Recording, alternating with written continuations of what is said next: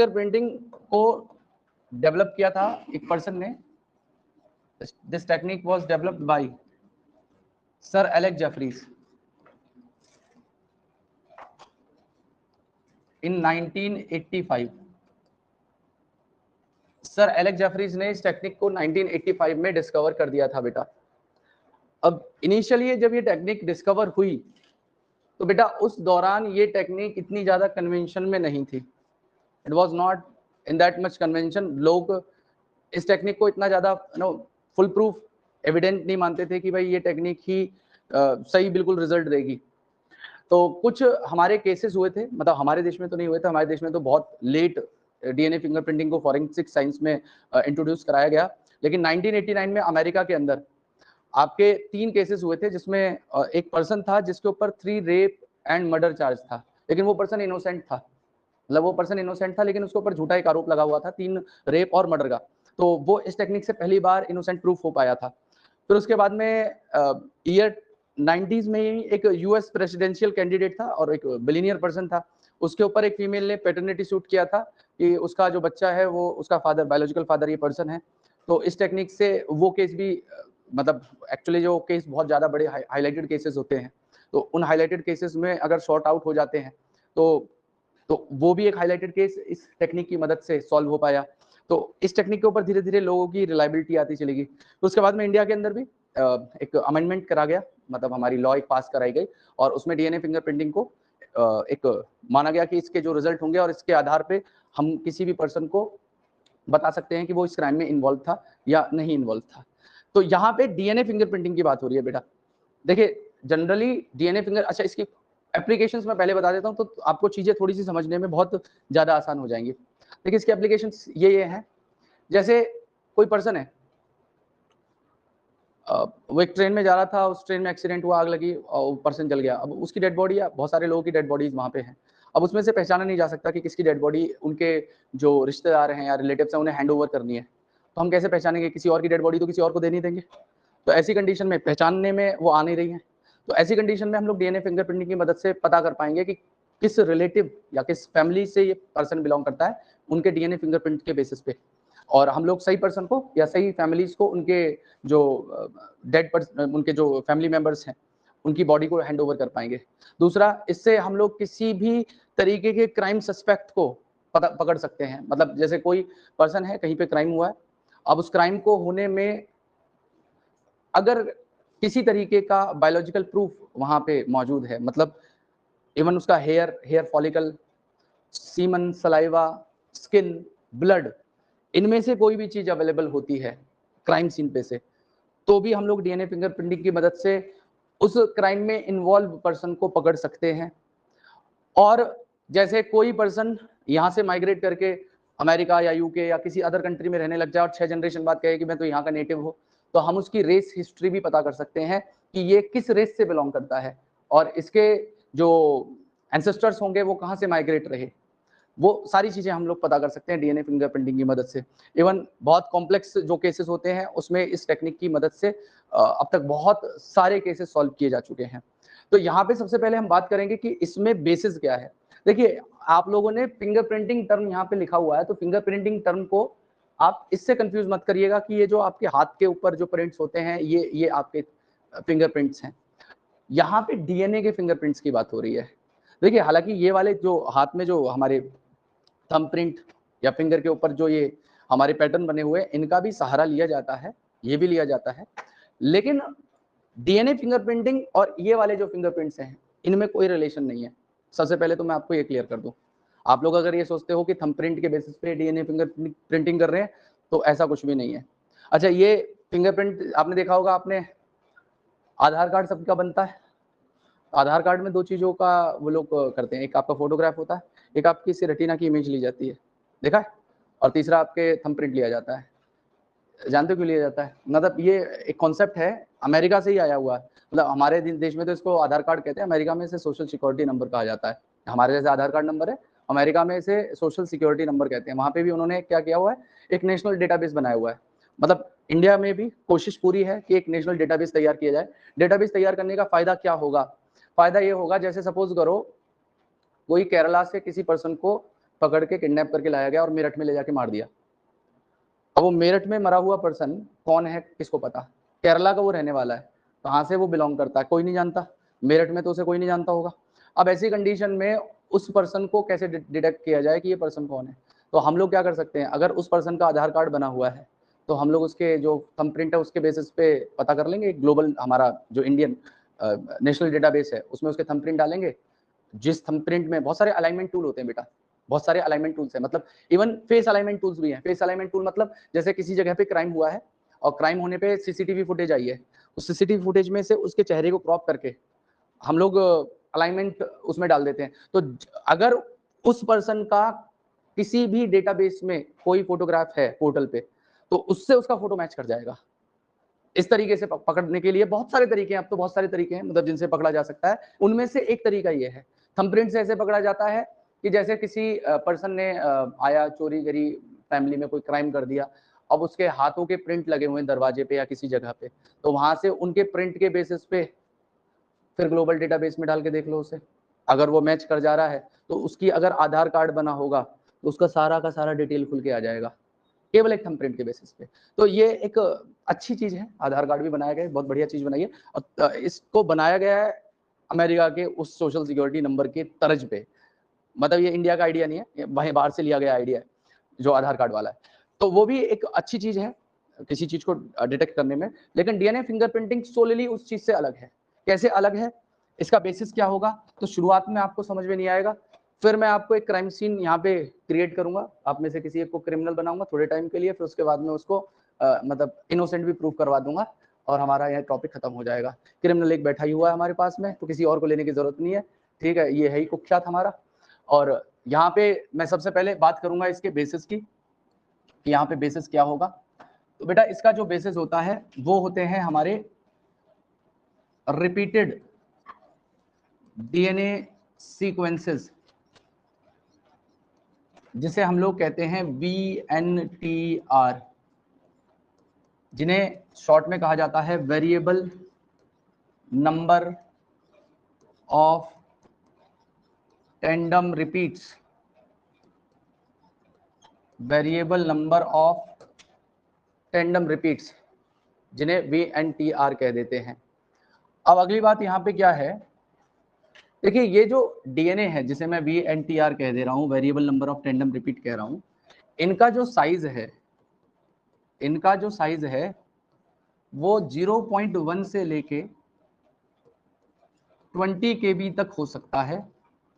और इन VNTR के number very करते हैं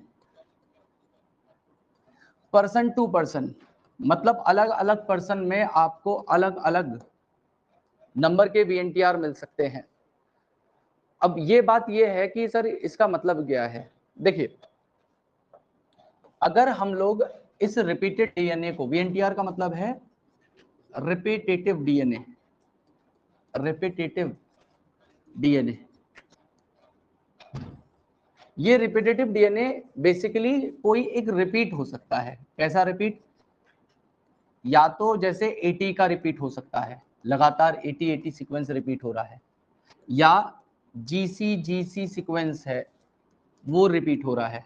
और ऐसा हमारी बॉडी के अंदर, मैंने कल आपको बताया था कि हमारी बॉडी में ह्यूमन जीनोम प्रोजेक्ट में क्या पता चला था, a large portion of human DNA is repetitive. कल मैंने बात कही थी जब सेलिएंट फीचर या outcomes of human genome project पढ़ा रहा था, तो हमने क्या बोला था कि a large portion of human DNA is repetitive, ठीक है। तो यही रिपीट्स जो हमारी बॉडी के अंदर लार्ज पोर्शन बना रहे हैं वही रिपीट्स VNTR हैं। क्लियर है मेरी बात सभी को? और दूसरी बात, इन VNTR का मैंने साइज बताया आपको, ये है इनका नंबर, अलग अलग पर्सन में अलग अलग नंबर होगा, सब में सिमिलर नहीं होता। डीएनए फिंगरप्रिंट्स केवल मोनोजाइगोटिक ट्विंस के सेम होते हैं, बाकी शर्त पे किसी भी पर्सन के, मतलब दो सिबलिंग्स भी है ना, उनके भी डीएनए फिंगरप्रिंट सेम नहीं होंगे। पेरेंट्स से भी मिला लेंगे तो भी पेरेंट्स से डीएनए फिंगरप्रिंट, हाँ हम ये पता कर सकते हैं कि पेरेंट्स से कैसे बिलोंग कर रहा है, क्योंकि ज्यादातर जो डीएनए के सीक्वेंसेस होंगे वो पेरेंट्स से मैच कर रहे होंगे, या सिबलिंग के साथ में उसका ज्यादा डीएनए मैच कर रहा होगा, लेकिन बिल्कुल सिमिलर नहीं होगा। वीएनटीआर केवल और केवल मोनोजाइगोटिक ट्विंस के, मोनोजाइगोटिक का मतलब है कि एक जाइगोट से बनने वाले जो दो ट्विंस हैं उनके सिमिलर हो सकते हैं, बाकी शर्त पे किसी के भी डीएनए फिंगरप्रिंट्स सिमिलर नहीं है, सबके यूनिक हैं। कैसे, अभी पता चल जाएगा। कुछ कहना चाह रहे हो आप? नहीं, मोनोजाइगोटिक वो नहीं, वो तो कॉन्जॉइंट ट्विन होते हैं। मोनोजाइगोटिक होते हैं जो एक जाइगोट में क्लीवेज होने के कारण दो अलग अलग जाइगोट बन गए हों, एक ही जाइगोट से दो जाइगोट बन गए हों, और लेटर ऑन इन्होंने पूरे एक कंप्लीट एम्ब्रियो और ऑर्गेनिज्म की फॉर्मेशन करवा दी हो। तो यहाँ पे ऐसे ऑर्गेनिज्म, जी बेटा,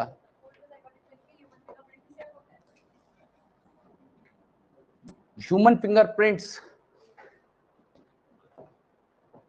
मैं इसके बारे में श्योर नहीं हूँ कि उनके फिंगरप्रिंट्स सेम होते हैं नहीं होते हैं, लेकिन डीएनए फिंगरप्रिंट सेम होते हैं, ठीक है, उसके बारे में श्योर नहीं हूँ। और मैं बेवजह कुछ बोलूंगा नहीं कि बहकाने के लिए कुछ बोल दो, बहकाने का काम नहीं है, जो है वो है। अब देखिए यहाँ पे अगर हम इन वीएनटीआर या रिपीटेटिव डीएनए को बल्क जीनोमिक डीएनए मतलब अदर डीएनए से अलग करना चाहें, तो हम लोग सेंट्रीफ्यूगेशन जब करते हैं, तो सेंट्रीफ्यूगेशन करने के बाद में हमें बल्क जीनोमिक डीएनए तो इस तरीके से एक जगह इकट्ठा मिल जाएगा, ठीक है। ये जो डीएनए नीचे मिला है ये बल्क जीनोमिक डीएनए है, बल्क जीनोमिक डीएनए है, जो कि मेजर पीक देगा अगर हम इसे ग्राफ में रिप्रेजेंट करेंगे तो। और इसके अलावा जो हमारा रिपीटेटिव डीएनए है वो इस तरीके से 3 माइनर पीक देता है, ठीक है। ये जो तीनों आए हैं ये हमारे रिपीटेटिव डीएनए हैं या वीएनटीआर हैं, जो हमें माइनर पीक देते हैं। और बेटा इन माइनर पीक्स को या इस रिपीटेटिव डीएनए को हम लोग सैटेलाइट डीएनए भी कह देते हैं, इसको सैटेलाइट डीएनए भी नाम दे दिया जाता है। अब ये जो सैटेलाइट डीएनए है ये भी दो टाइप का हो सकता है, इसे या तो हम लोग माइक्रो सैटेलाइट डीएनए नाम दे देते हैं। माइक्रो सैटेलाइट डीएनए का मतलब है कि वहां पे 80 रिच होगा, वो जहां पे 80 का सीक्वेंस का रिपीट होगा वो माइक्रो सैटेलाइट है। और दूसरा होता है जिसे हम लोग मिनी सैटेलाइट कह देते हैं। मिनी सैटेलाइट का मतलब है कि यहाँ पे ये जीसी रिच सीक्वेंस होगा, तो इसे बेटा हम लोग मिनी सैटेलाइट डीएनए कह देते हैं। तो मैंने बताया कि वीएनटीआर जो थे उनका साइज ये था, परसेंट टू परसेंट वेरी कर रहे थे, और यही वीएनटीआर हमारे बहुत बड़े पोर्शन को बना रहे हैं। और इन वीएनटीआर को अगर हम बल्क जीनोमिक डीएनए से अलग करें तो ये रिपीटेटिव डीएनए माइनर पीक देते हैं, और बल्क जीनोमिक डीएनए हमें मेजर पीक की फॉर्मेशन करता हुआ मिलेगा। अब अगली बात यहाँ पे ये है कि ये जो वीएनटीआर या रिपीटेटिव डीएनए है, ये जो वीएनटीआर या रिपीटेटिव डीएनए है, ये किसी प्रोटीन के लिए कोड करता है। तो कल की क्लास में मैंने एक बात और बताई थी, जब ह्यूमन जीनोम प्रोजेक्ट पढ़ाया था, मैंने आपको एक बात बताई थी कि बहुत बड़ा पोर्शन हमारी बॉडी के डीएनए का नॉन कोडिंग है, 98% बताया था मैंने। तो यहाँ पे वीएनटीआर भी they do not code for any protein, ये किसी प्रोटीन के लिए कोड नहीं करते, लेकिन दे show high degree of polymorphism, ये हाई डिग्री ऑफ पॉलीमॉर्फिज्म को शो करते हैं, ये हाई डिग्री ऑफ पॉलीमॉर्फिज्म को शो करते हैं। पॉलीमॉर्फिज्म का मतलब है कि चेंज वाली जो फॉर्म है, मतलब एक ही डीएनए के अंदर अलग अलग तरीके की जो फॉर्म आ रही है उसी को पॉलीमॉर्फिक फॉर्म कहा जाएगा। तो ये शो करते हैं हाई डिग्री ऑफ पॉलीमॉर्फिज्म को। और दूसरी बात ध्यान से सुनिएगा कि ये जो वीएनटीआर है बेटा, ये वीएनटीआर में ये जो पॉलीमॉर्फिज्म है, ये जो वेरिएशन आई है, ये पॉलीमॉर्फिज्म आया है ड्यू टू म्यूटेशन होने की वजह से ये पॉलीमॉर्फिज्म आया है। और ये mutation generation after generation accumulate होता चला गया, ये mutation generation after generation accumulate होता चला गया। मतलब कहने का ये है, जैसे आप हो तो आपकी आज से 15 जनरेशन पहले चले जाते हैं, तो बेटा देखो मैंने ये बात बोली है कि ये किसी प्रोटीन के लिए कोड नहीं कर रहा है और इसमें पॉलीमॉर्फिज्म हो रहा है, और पॉलीमॉर्फिज्म हो रहा है किसकी वजह से? म्यूटेशन की वजह से। तो अगर म्यूटेशन किसी नॉन कोडिंग डीएनए में हो जाता है तो उससे किसी पर्सन के ऊपर कोई फर्क पड़ेगा? मतलब जो डीएनए हमारी बॉडी में कुछ कोड ही ना कर रहा हो, उसमें कोई चेंज आ जाए तो हमारे रिप्रोडक्टिव एबिलिटी पे या हमारे फिनोटाइप पे या किसी भी तरीके से कोई फर्क पड़ने वाला है? नहीं पड़ने वाला। तो एक बात ये भी है कि if mutation occur in this DNA means repetitive DNA में, it does not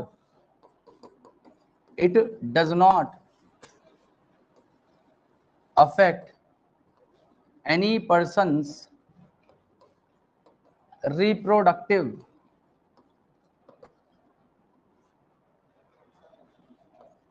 एबिलिटी, वो उसकी रिप्रोडक्टिव एबिलिटी के ऊपर कोई भी अफेक्ट नहीं करेगा। और ये mutation generation after generation accumulate होते चले जाएंगे। जैसे मैं क्या कह रहा था अभी कि आप कोई भी पर्सन है, हम सभी लोगों के अपने अपने एंसेस्ट्रल स्ट्रीम है, तो आज से आज 15 जनरेशन पहले चले जाइए, तो आप सपोज करो 15वीं जनरेशन वालों पर्सन के रिपीटेटिव डीएनए में कोई चेंज आया, उनकी फिनोटाइप पे कोई असर नहीं पड़ा, कोई जेनेटिक डिसऑर्डर उन्हें नहीं हुआ, फिर उससे 14वीं जनरेशन वालों के अंदर आ गए वही।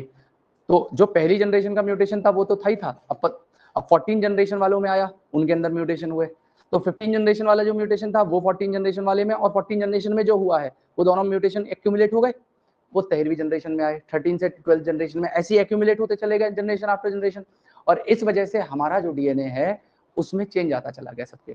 तो मैं यहाँ पे लिख दे रहा हूँ किस बात को कि दीज म्यूटेशंस, ये म्यूटेशंस एक्यूमुलेट हुए जनरेशन आफ्टर जनरेशन, ये एक्यूमुलेट हुए जनरेशन आफ्टर जनरेशन, ठीक है। और इन्होंने ही क्या किया है आगे चल के और ज्यादा मोर पॉलीमॉर्फिज्म ले आए डीएनए के अंदर, ज्यादा पॉलीमॉर्फिज्म ले आए डीएनए के अंदर। तो ये तो इसका एक बहुत इंट्रोडक्टरी पार्ट था रिपीटेटिव डीएनए। अब आते हैं कि भाई इसका प्रोसीजर क्या होगा, ठीक है, इसका प्रोसीजर क्या होने वाला है, लिख लीजिएगा, एक शॉर्ट में लिख लीजिएगा, पहले समझ लीजिए। हाँ जी, आपको पॉलीमॉर्फिज्म समझ में नहीं आया?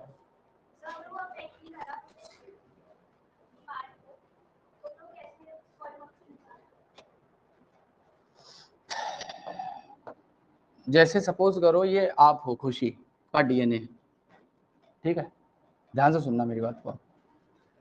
तो खुशी के अंदर इस तरीके का रिपीट है, ठीक है, इस तरीके का एक रिपीट है। तो अगर मैं यहां पे दूसरा स्ट्रैंड बना दूं तो ये हो गया TATAC TTAG TATA। ध्यान से सुनना मेरी बात को। आप लोगों ने अभी तक बायोटेक्नोलॉजी पढ़ी है? नहीं पढ़ी? रेस्ट्रिक्शन एंजाइम के बारे में जानते हो? थोड़ा बहुत नहीं जानते? रेस्ट्रिक्शन एंजाइम एक ऐसे एंजाइम है जो डीएनए को कट करते हैं, एक स्पेसिफिक पॉइंट से कट करने का काम करते हैं। क्या कर रहा है? तो यहां पे जैसे एक सीक्वेंस मैंने आपके सामने ये लिख दिया, तो आपके डीएनए में जितनी भी जगहों पे ये सीक्वेंस होगा GATTC, ऐसे सीक्वेंस को पैलिंड्रोम कहा जाता है। क्या कहा जाता है? पैलिंड्रोम्स। पैलिंड्रोम क्यों? अगर 5 प्राइम टू 3 प्राइम डायरेक्शन में पढ़ो और 5 प्राइम टू 3 प्राइम डायरेक्शन में पढ़ो, दोनों डायरेक्शन में सेम पढ़ा जाता है, ऐसे सीक्वेंसेस को पैलिंड्रोम कहा जाता है। तो रेस्ट्रिक्शन एंजाइम कहीं पे भी नहीं कट करते, वो पैलिंड्रोम को देखते हैं।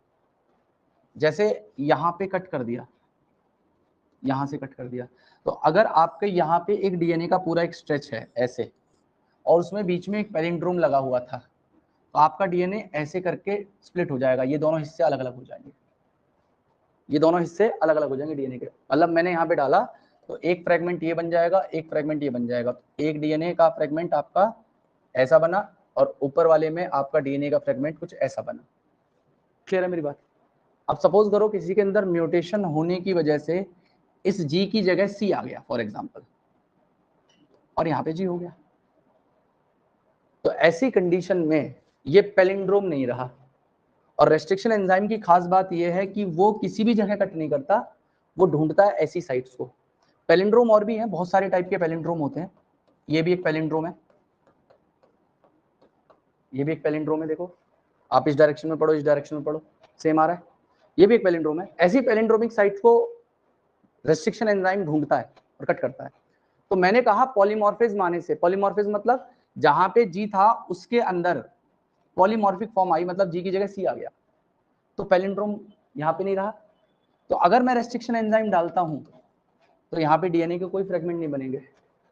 डीएनए के यहाँ पे 2 फ्रेगमेंट मिल रहे थे, अब इसमें पॉलीमॉर्फिज्म आने से देखो रेस्ट्रिक्शन साइट इसकी बदल गई। इन्हें रेस्ट्रिक्शन साइट कहा जाता है, ऐसी जगहों को रेस्ट्रिक्शन साइट कहते हैं। अब रेस्ट्रिक्शन साइट अगर ऑल्टर हो गई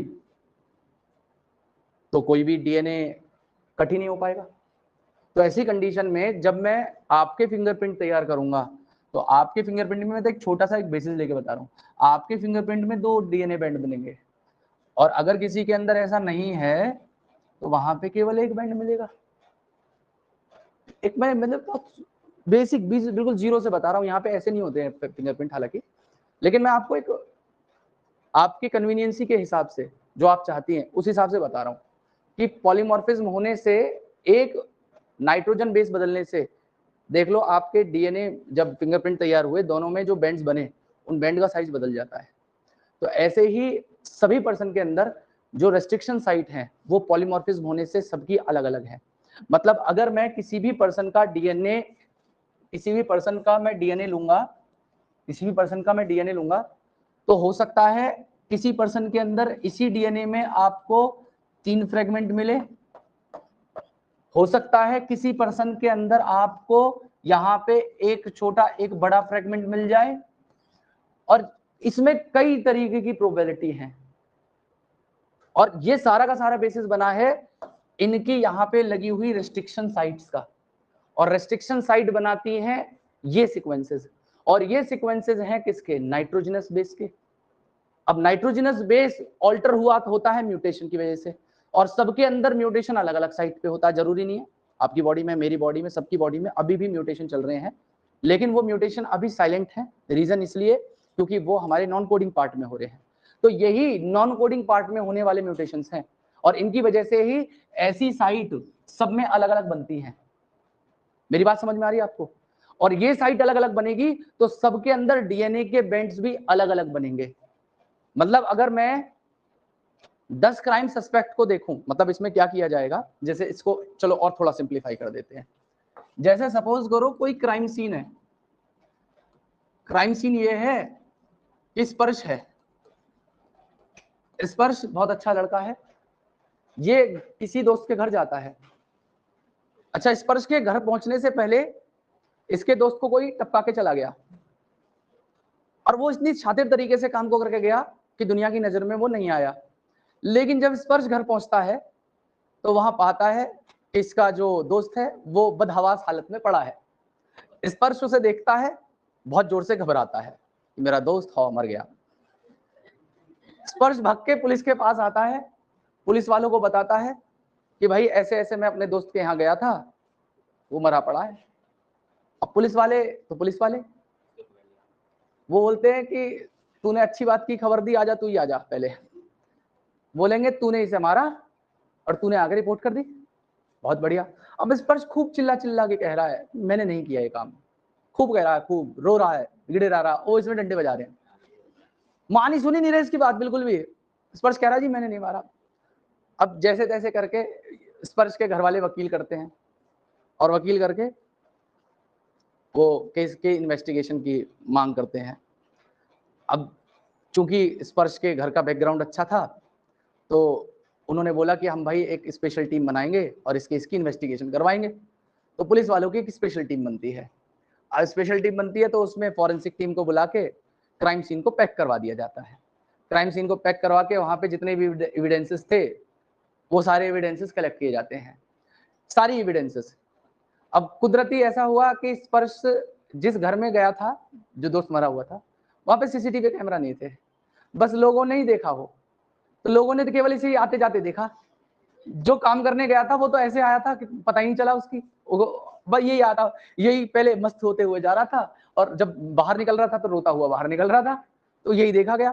तो ऐसी कंडीशन में उस क्राइम सीन से जो भी डीएनए है, अब जैसे डीएनए कैसी कैसी कंडीशन में मिल सकता है। अब देखो, दो तरीके की हत्याएं होती हैं। अगर आदमी मारता है, दो तरीके से मारता है। एक तो होता है प्री प्लान मर्डर, कि किसी से आपकी रंजिश चल रही है, आपने पूरी सेटिंग करी और उसको मार दिया।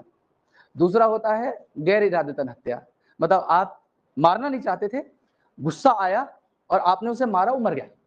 मतलब कुछ होता है, हिट ऑफ द मोमेंट में लड़ाई हुई, आपको बहुत जोर से एक्सट्रीम गुस्सा आया और मर गया वो आदमी। इसलिए मैं ज्यादातर गुस्सा नहीं करता, ठीक है ठीक है, कि गैर इरादतन हत्या ना हो जाए। मैं कोशिश करता हूँ कि न्यूट्रल रहूं। मुष्टिका का प्रहार, मुष्टिका में मर जाओगे तुम किसी दिन। तो मैं कह रहा हूं, अब उस कंडीशन में क्या हुआ, जैसे सपोज करो किसी पर्सन में हाथापाई होती है, तो हाथापाई में तो कोई लिमिटेशंस नहीं है। एक तो होता है कि भाई मैंने जो है बॉक्सिंग ताइक्वांडो के लिए आया, गोली से मार के चला गया, मतलब आप कितने पावरफुल हो, आके हथियार से मार के चला गया, आप उसके क्या कर लोगे, नहीं कर सकते। लेकिन सपोज करो आपकी उससे बिल्कुल बढ़िया फाइट होती है, उसके बाद में वो वेपन से आपको मारता है, तो ऐसी वाली कंडीशन में हो सकता है आपने एक दूसरे को पकड़ा हो, नोचा हो, खसोटा हो, बाल टूटे हो, बहुत सारे काम होते हैं भाई, बाल भी पकड़ते हैं एक दूसरे के, सारे काम करे जाते हैं। मतलब जब झपट्टा भी मारेगा कोई आदमी, तो उसके नेल्स के अंदर उसकी स्किन या मसल सारी एपिडर्मल सेल्स हैं, वो भी मिलेंगी, वो भी शेड होती रहती है, वो भी गिरी हुई मिलेगी, सारी चीजें होती है। रेप वाले केस में, रेप एंड मर्डर वाले केस में सीमन मिल सकता है, बहुत सारी चीजें। तो ऐसी कंडीशन में ये सारे पॉसिबल सबूतों को वहां पे कलेक्ट किया जाता है, और कलेक्ट करने के बाद में उससे डीएनए को निकाला जाता है। तो जो क्राइम सीन से डीएनए मिल गया, उसका एक फिंगरप्रिंट तैयार कर लिया। फिंगरप्रिंट कुछ नहीं होता है, एक नायलॉन की मेम्ब्रेन है, उसके ऊपर डीएनए के पैटर्न बने होते हैं, कैसे बने होता है भी बता दूंगा। उसको एक्सरे फिल्म के ऊपर रख दिया जाता है, और जैसे एक्सरे देखा जाता है ऐसे यूवी लाइट में उनको डीएनए के बैंड्स को एनालाइज कर दिया जाता है। तो सपोज करो क्राइम सीन के ऊपर एक बैंड ये बन गए ऐसे करके, ठीक है, ये बैंड्स बने हुए थे उस फिंगरप्रिंट के अंदर, ये क्राइम सीन पे मिला। अब जिसके ऊपर शक है, जैसे स्पर्श का डीएनए लिया गया, अरे सुन तो लो मेरी बात, स्पर्श का डीएनए लिया गया, और स्पर्श का डीएनए, अच्छा उसके जो दोस्त के वो थे, उसके पास में जो बिल्कुल डीएनए मिला, और स्पर्श का जो डीएनए था वो इससे मैच नहीं कर रहा, तो स्पर्श को बोला गया कि यार इसका तो डीएनए मैच ही नहीं कर रहा इससे। तो स्पर्श से पूछा गया, भाई तू जानता है, तो उसका खास दोस्त था, किस किससे इसकी लड़ाई चल रही है, तो स्पर्श बताएगा जिस भी दोस्त से, हालांकि हो सकता है इसकी जिससे दुश्मनी चल रही हो उसका नाम बता दे कि नहीं उससे भी दोस्त, उससे इसकी लड़ाई चल रही है। तो पुलिस क्या करेगी, शक के आधार पे उन सस्पेक्ट को पकड़ना शुरू करेगी, सस्पेक्ट नंबर 1 2 3 जितने भी हो सकते हैं, कितने भी सस्पेक्ट हो सकते हैं, उन सब के डीएनए फिंगरप्रिंट्स तैयार करे जाएंगे, और उन फिंगरप्रिंट्स को क्राइम सीन वाले फिंगरप्रिंट से मैच किया जाएगा। अगर इनमें से किसी का भी डीएनए इससे मैच कर जाता है, तो इसका मतलब वो पर्सन क्राइम सीन में इन्वॉल्व था। अब हो सकता है मारा ना हो उसने, कई कई केसेस में ऐसा भी होता है। एक केस ऐसा हुआ था, उसमें पुलिस वाले का डीएनए मिल गया जो इन्वेस्टिगेशन कर रहा था तो उसमें ये कोर्ट ने ये माना कि इन्वेस्टिगेशन के दौरान हो जाता है, मतलब ऐसा है। अरे नहीं, ऐसे ऐसे नहीं होता, ऐसे नहीं होता, ऐसे नहीं होता, ऐसे नहीं होता, ऐसे नहीं होता, ठीक है। अरे नहीं, ऐसे नहीं, मतलब नहीं, ऐसा नहीं है कि पुलिस वाले क्रिमिनल नहीं होते। अभी रिसेंट में केस सुना, अहमदाबाद में एक ने अपनी वाइफ को मारा, उसमें इंस्पेक्टर था वो पर्सन, और उसको सारी चीजें पता थी क्राइम में क्या क्या करा जाता है, मतलब कहाँ से केस होगा, उसने पूरी प्लान तरीके से अपनी वाइफ को मारा है। पकड़ा कैसे गया, फोन को ट्रैक करके, वो उसने बेवकूफी कर दी, फोन ट्रैक करना। पकड़ने के लिए बताओ कैसे पकड़े जा सकते हैं इंसान। एक पर्सन था बिलियनियर, अहमदाबाद, सूरत से उसको किडनैप किया गया, रैंसम मांगा गया 25 करोड़ रुपए, रैंसम जो मांगा गया था, फिरौती 25 करोड़ रुपए, और उसको छपरा बिहार में लाके रखा गया था। अच्छा, जब लाया गया था तो उसकी आंखों पे पट्टी बांधी हुई थी और लगभग वो पूरी हालत में बेहोश था, उसको इंजेक्ट कर दे रहे थे वो। और जिस घर में उसे रखा गया था उसे पता नहीं कहाँ था, बस उसे ये पता था कि इस घर में लोगों की शादी चल रही है, प्रोग्राम चलता रहता है, गीत गाए जाते हैं। हाँ, उससे पूछा जब, अच्छा रैंसम दे दिया, वो रिच लोग थे, उन्होंने बोला नहीं भाई हमारे बेटे को मारना नहीं है, हम पैसे दे देंगे, कोई दिक्कत नहीं है। तो उससे पूछा गया कि पुलिस ने जब इन्वेस्टिगेशन करी कि तू कहाँ था, तो मुझे नहीं पता कहाँ था मैं। हाँ, मुझे ये पता है दीवारों का रंग पता है घर के अंदर की, और मुझे पता है, हाँ मैंने टीवी देखता था। अच्छा, पकड़ा कैसे गया? टीवी का रिचार्ज जैसे खत्म हो जाता है ना डिश टीवी का, तो वो मैसेज आने लग जाता है। तो बोला उस रिचार्ज खत्म होने की वजह से उनके टीवी में कई बार वो नंबर आता था, वो नंबर होता है वही वाला, अरे जो रिचार्ज करने वाला होता है, तो वो नंबर बोला मुझे याद हो गया, इतनी बार मैंने उसे देखा। तो उन्होंने पूछा नंबर कौन सा है, उस टीवी के डिश टीवी के नंबर से पकड़ा था क्रिमिनल को। मतलब कोई प्रूफ नहीं था, डिश टीवी में केवल उनका रिचार्ज खत्म हो गया था, वो नंबर कई बार आया, वो उसको टाइम पास करने के लिए खाना दे देते थे और टीवी दिखाते थे उसको, 25 करोड़ जब तक मिलेंगे तब तक तेरे को पकड़ के तो रखना है हमें। और सूरत से लाके उसे यहाँ छपरा में रखा गया, उसे कुछ नहीं पता कि मैं कैसे आया, कहाँ आया, कब आया। उस पटना में उसको छोड़ दिया रैंसम लेके, पटना एक जगह वहाँ की जो राजधानी है उस जगह छोड़ दिया। पुलिस वालों ने पूछा कि तू कहाँ था, तो बोला मुझे नहीं पता यार मैं कहाँ था, बस हाँ बहुत दिन तक ऐसे ही टाल मटोल होते होते उसको लास्ट में याद आया कि हाँ मुझे डिश टीवी का जो नंबर आता है ना उसमें वो बस मुझे याद है, बाकी मुझे कुछ याद नहीं है। तो बोला डिश टीवी का नंबर आता, उससे उन्होंने कनेक्शन नंबर को पता करा, कनेक्शन से उनका नाम का पता करा, नाम का पता करके उनका एड्रेस का पता किया गया, फिर वहां जाके उसको दिखाया गया यही कमरा, बोला हाँ यही है, जगह तो यही है। तो उसमें जो आदमी इन्वॉल्व था वो झारखंड में पुलिस में था, जो उस किडनैपिंग में इन्वॉल्व था, और उसके बेटे किडनैपिंग करते थे, वो उनको रास्ता बताता था।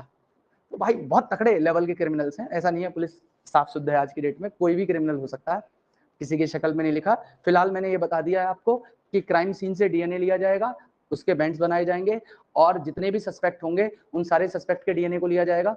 कभी कभी तो बेटा 100 सैंपल लिए जाते हैं, ऐसा भी होता है, कई बार तो 100 सैंपल्स तक लिए जाते हैं और उससे फिंगरप्रिंट। क्या हुआ अश्मिता, कोई परेशानी है, दिक्कत है? दिक्कत हो तो बता देना, दूर बैठ जाओ, गोदी में बैठ जाओ एक दूसरे की, घुस जाओ एक दूसरे में, दूर बैठो, बीच में जगह होना चाहिए, कान में बतला रही है बैठ के यहाँ पे।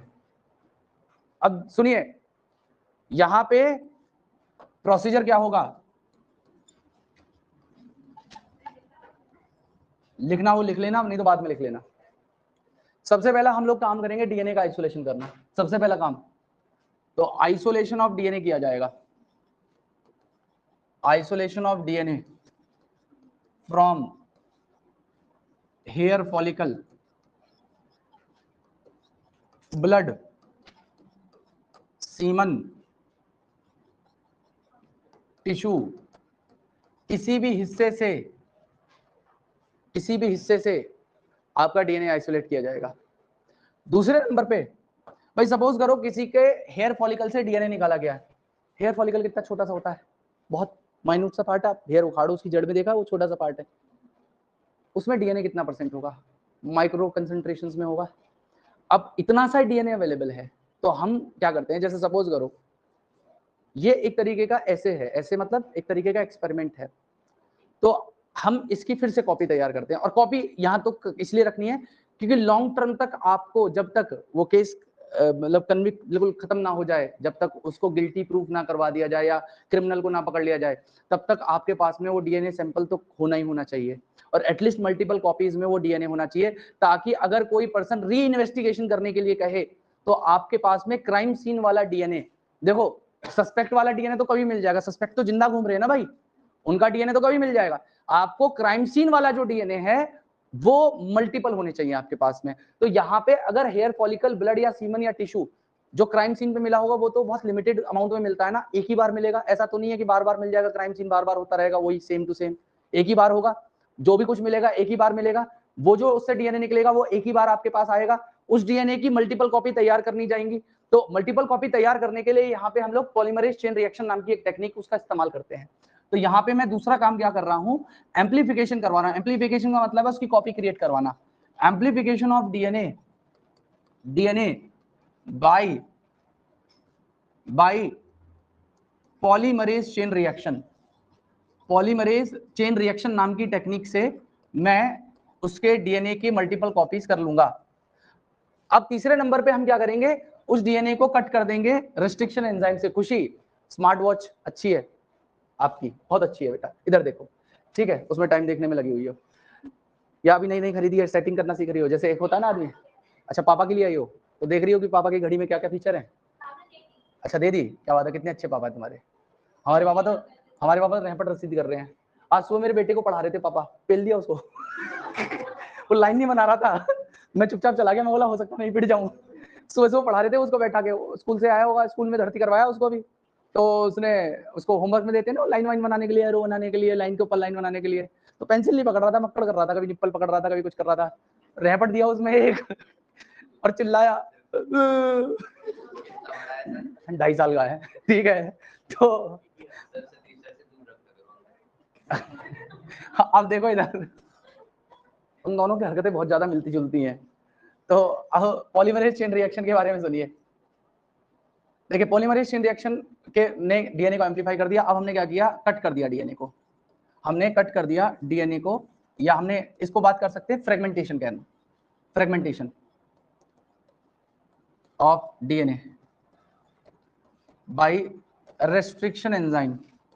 अब रेस्ट्रिक्शन एंजाइम से हमने डीएनए को कट कर दिया, तो उसके बहुत तरीके के फ्रेगमेंट्स मिल जाएंगे, हमें बहुत सारे फ्रेगमेंट्स मिल जाएंगे।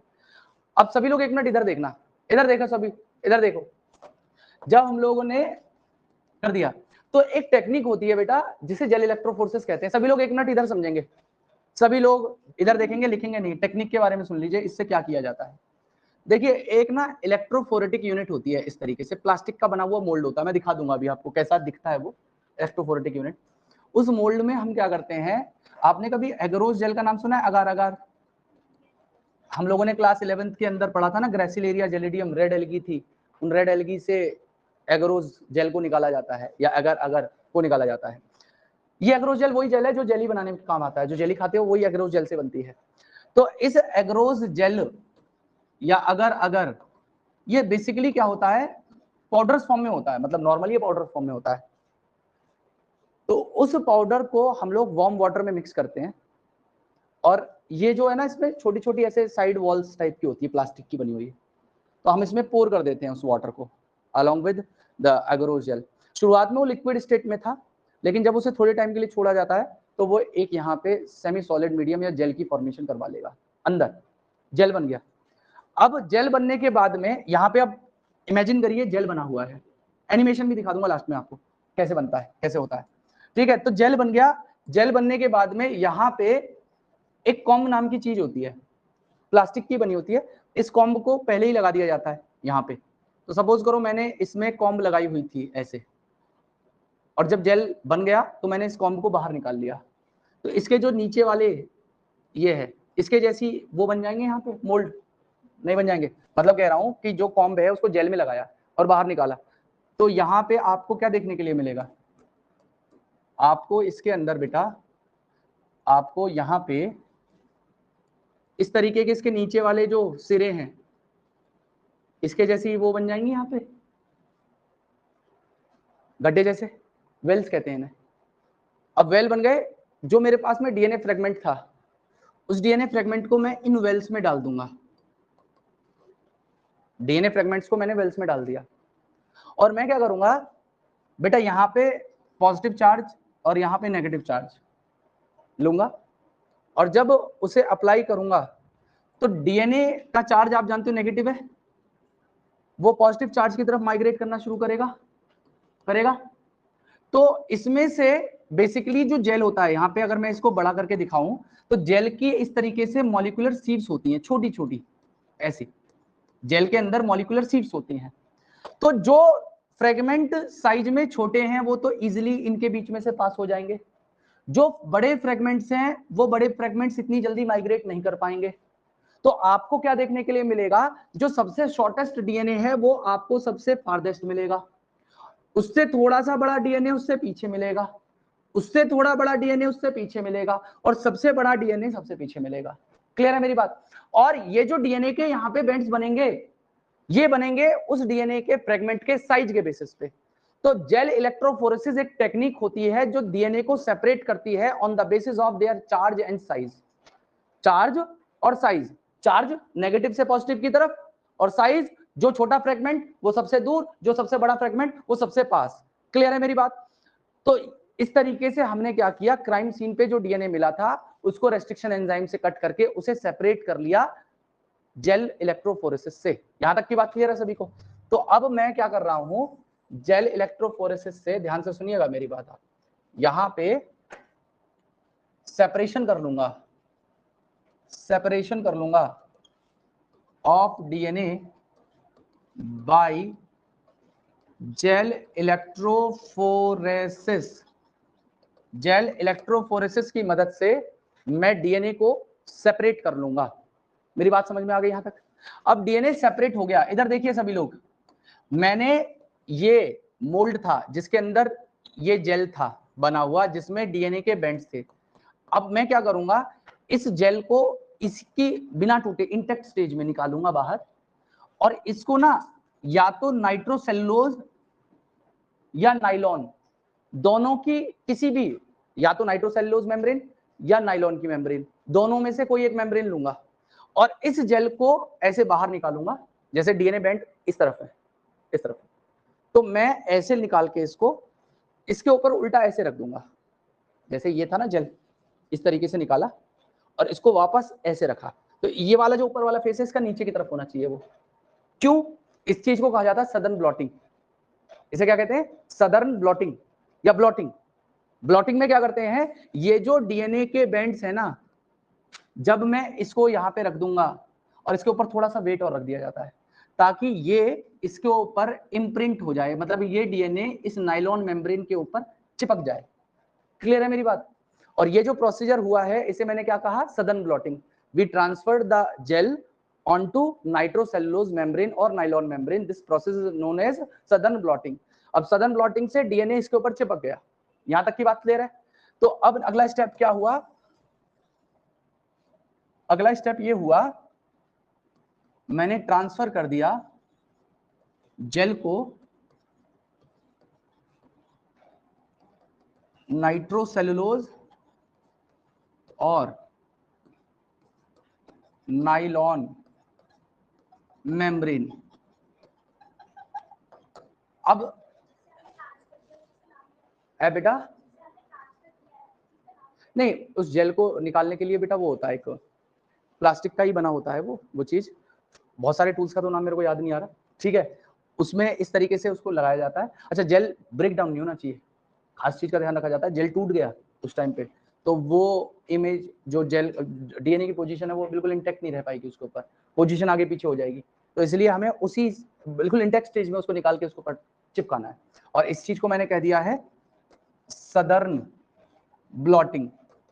अब सदर्न ब्लॉटिंग कर दी, अब थोड़े टाइम बाद क्या होगा, इस मेम्ब्रेन के ऊपर जो नाइट्रोसेलुलोज मेम्ब्रेन ली थी है ना मैं, उसके ऊपर से जेल को हटा देंगे, वापस जेल को हटा देंगे, और जो जेल के ऊपर बने हुए डीएनए के पैटर्न्स है वो इस इमेज, मतलब वो जो पैटर्न्स है ना डीएनए के बैंड्स, वो इसके मेम्ब्रेन के ऊपर स्टिक हो चुके होंगे। यहां तक की बात समझ में आ रही है? पहले जेल इलेक्ट्रोफोरेसिस किया, फिर जेल को ट्रांसफर किया, तो जेल को जब ट्रांसफर किया था तो जेल को उल्टा रखा था। किस तरीके से रखा था कि इसके जो बेंड्स हैं वो इस मेम्ब्रेन के ऊपर स्टिक हो जाए। अब बाद में मैंने क्या किया, इसको हटा दिया है, तो अब इसके ऊपर इंप्रिंट हो चुके हैं। अब मैं क्या करूंगा, ये जो डीएनए थे ये डबल स्ट्रैंडेड थे, इन डबल स्ट्रैंडेड डीएनए को मैं एंजाइम की मदद से सिंगल स्ट्रैंडेड बना दूंगा। क्यों बना रहा हूं, क्यों बना रहा हूं? क्योंकि मुझे अब रेडियो एक्टिव VNTR प्रोब का इस्तेमाल करना है। VNTR प्रोब का इस्तेमाल मतलब क्या है, जैसे अगर ये डीएनए का VNTR है, इस VNTR में AT-AT है, तो इसका जो VNTR प्रोब होगा उसमें TA-TA होगा, प्रोब उसका कॉम्प्लीमेंट्री होगा। तो मैंने पहले डबल स्ट्रैंडेड डीएनए को सिंगल स्ट्रैंडेड बनाया, फिर VNTR प्रोब को यहाँ पे हाइब्रिडाइज करवाया, हाइब्रिडाइजेशन हो गई, VNTR प्रोब इसके साथ में हाइब्रिडाइज करेंगे क्योंकि वो कॉम्प्लीमेंट्री थे। तो जहां जहां पे VNTR प्रोब्स कॉम्प्लीमेंट्रिटी रखते थे उन्होंने डीएनए के साथ में ज्वाइन कर लिया।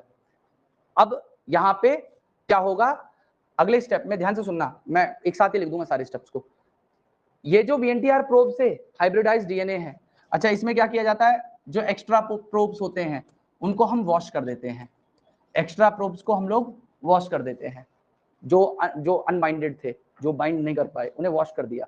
वॉश करने के बाद में इस मेम्ब्रेन को मैं क्या करूंगा, एक एक्सरे फिल्म आती है, एक्सरे फिल्म देखिए सबने एक्सरे करवाया जिंदगी में, ब्लू कलर की होती है वो, उस एक्सरे फिल्म के ऊपर इसको उठा के रख दूंगा। इसके ऊपर से ये सारे के सारे अनयूज जो थे वो तो वॉश हो गए हैं, जो बाइंडेड थे वो बाइंडेड स्टेट में रहेंगे। अब इसको इसके ऊपर रख दूंगा, मैं इस मेम्ब्रेन को उठाऊंगा, इसके ऊपर रख दूंगा एक्सरे फिल्म के ऊपर, ठीक है। इस नाइट्रोसेलुलोज मेम्ब्रेन को मैंने एक्सरे फिल्म के ऊपर रख दिया और इसमें आपके वो डीएनए भी हैं जिनके साथ में वीएनटीआर प्रोब जुड़े हुए हैं। फाइनली ये आपका ऑटो रेडियोग्राम या डीएनए फिंगरप्रिंट तैयार हो चुका है। अश्मिता इस दिन डांट खा जाओगे बुरी तरीके से, सारे दांत बाहर आ जाएंगे तुम्हारे, बता रहा हूं मैं। तो यहाँ पे ये आपका फाइनली एक ऑटो रेडियोग्राम तैयार हो चुका है। ये अभी क्राइम सीन के लिए हुआ है, क्राइम सीन पे मिले हुए डीएनए के लिए हुआ है। अब सेम प्रोसीजर जितने भी सस्पेक्ट होंगे सबके लिए शुरुआत से लेके लास्ट तक सेम प्रोसीजर करना है, सेम प्रोसीजर करना है और सबके इसी तरीके के पैटर्न तैयार करे जाएंगे, ऐसे सबके ऑटो रेडियोग्राम तैयार करे जाएंगे। और फाइनली जब ऑटो रेडियोग्राम तैयार हो जाएंगे उनको पैरेलली यूवी लाइट के नीचे देखा जाएगा। अच्छा, वीएनटीआर प्रोब को क्यों लगाया, तो वीएनटीआर प्रोब रेडियो एक्टिव थे। जो भी चीज रेडियो एक्टिव होती है ना वो अल्ट्रावायलेट लाइट के नीचे ग्लो करती है। जो चीज रेडियो एक्टिव है ना वो यूवी लाइट डालने पे क्या करती है, ग्लो करती है। तो डीएनए बैंड से है ना जिनके साथ में वीएनटीआर प्रोब जहां जहां जुड़े होंगे वो पार्ट बैंड की तरह दिख रहा होगा अंडर यूवी लाइट। क्लियर हो रही है मेरी बात सभी को? तो जब ये क्राइम सीन का और जिस भी सस्पेक्ट का आप डीएनए फिंगरप्रिंट बना रहे हो आप उसे इससे मैच कराओ, जिसका भी मिल जाता है इसका मतलब वो क्राइम सीन पे था। अब उसने मारा नहीं मारा ये बात तो पुलिस निर्धारित करेगी, वो निर्धारित करेगा, उसका नार्को टेस्ट होगा, बहुत सारे और भी टेस्ट होते हैं कि सच बोल रहा है झूठ बोल रहा है, लेकिन ये तो पहले प्रूफ होना चाहिए ना कि वो था। बाद की बात है, वो अपने पुलिस अपने के लेवल पे इन्वेस्टिगेशन करेगी उस चीज को। क्लियर हो रही है सभी को बात मेरी? तो यहाँ पे क्या किया गया है, सडन ब्लॉटिंग करने के बाद में बेटा, सडन ब्लॉटिंग करने के बाद में इतना आसान नहीं है। तुमने क्या सोचा ये कहानी सुना के खत्म हो जाएगा, डीएनए फिंगरप्रिंटिंग को लेके अच्छी अच्छी कहानी सुना दो खत्म हो जाएगा? अरे प्रोसीजर भी है भाई, इतना आसान है तो हर आदमी फॉरेंसिक एक्सपर्ट ना बन जाएगा। ठीक है, हाँ हो जाएगा, हो गया इनफैक्ट, ठीक है हो गया है। तो यहाँ पे बताया मैंने नाइट्रोसेलुलोज और नाइलॉन मेम्ब्रेन पे ट्रांसफर कर दिया है। उसके बाद में मैंने इसी डबल स्ट्रैंडेड डीएनए को सिंगल स्ट्रैंडेड डीएनए में कन्वर्ट किया with help of enzyme, enzyme की मदद से। और उसके बाद में क्या किया गया है, उसके बाद में हमने हाइब्रिडाइज करवाया है उसे, हाइब्रिडाइज करवाया है उसे विद वीएनटीआर प्रोब। ये वीएनटीआर प्रोब रेडियो एक्टिव हैं, बाइंड कर जाएंगे जहां जहां वीएनटीआर के सीक्वेंस होंगे, जहां जहां रिपीट्स होंगे उनके साथ में बाइंड कर जाएंगे। उसके बाद में हमने वॉश कर दिया है अनबाइंडेड वीएनटीआर प्रोब्स को और उसके बाद में ट्रांसफर कर दिया है मेम्ब्रेन को, ट्रांसफर कर दिया है मेम्ब्रेन को ऑनटू एक्सरे फिल्म। और उसके बाद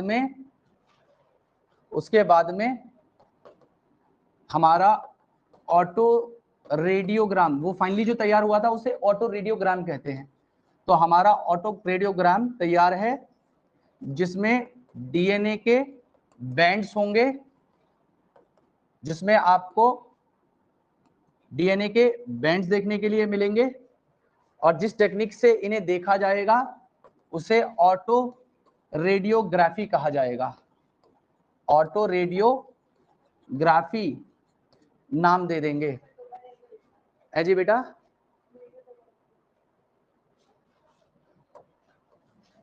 कोई बात नहीं, ऑटो रेडियोग्राफी क्लियर है। अब इसमें कैसे किया जाता है तो देखो, इधर देखो, एक मिनट इधर देखो सभी लोग।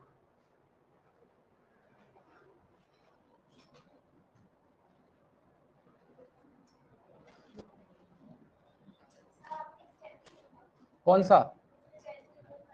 सॉरी, मैंने कर तो दिया, ट्रांसफर कर दिया ना जेल को। क्यों नहीं लिखा? लिखा है, ट्रांसफर किया है, ब्लॉटिंग लिखा है मैंने, सडन ब्लॉटिंग लिखा है बिटिया। हाँ, तो वही तो है ट्रांसफर करना।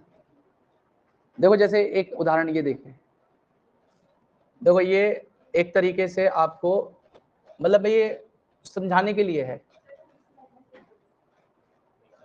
बेटा, यहाँ पे तुम्हारे यार चोचले खत्म नहीं होते हैं, कभी कुछ कभी कुछ। यहाँ पे क्राइम सीन पे बायोलॉजिकल एविडेंस ये मिला था, उसके डीएनए पैंट ये बने हुए हैं। ये पर्सन सर्वाइवर है, ये सस्पेक्टिव क्रिमिनल 1 है, 2 है, 3 है।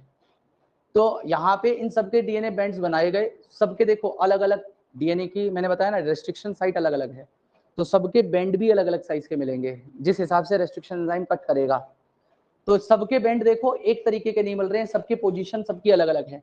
बस किसका बैंड मिल रहा है भाई, अगर जो क्राइम सीन में जिसका डीएनए था और जो वहां पे मौजूद था उसका पैटर्न वहां से बिल्कुल मैच कर जाएगा। क्लियर हो रही है मेरी बात सभी को? ऐसे ही एन